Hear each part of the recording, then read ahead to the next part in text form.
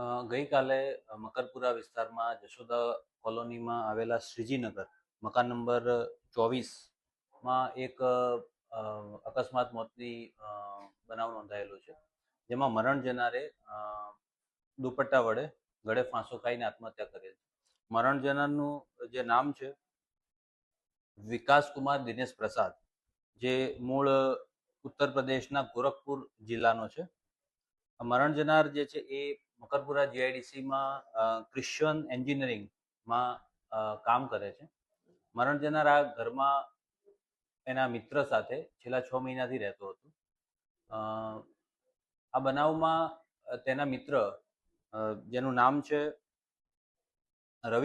રવિશંકર કુમાર રાજકુમાર પ્રસાદ, ઉંમર વર્ષ 26, જે નવાદા બિહારનો છે, એણે આ મરણ જનારના એક દિવસ પહેલા મકરપુરા રેલવે લાઈન આગળ આત્મહત્યા કરેલી.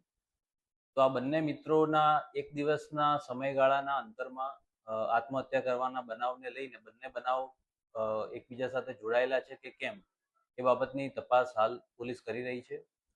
FSL ઘટના સ્થળે બોલાવેલું છે. મરણ જનારનું પોસ્ટમોર્ટમ થયેલું છે અને વધુ તપાસ હાલ ચાલુ છે.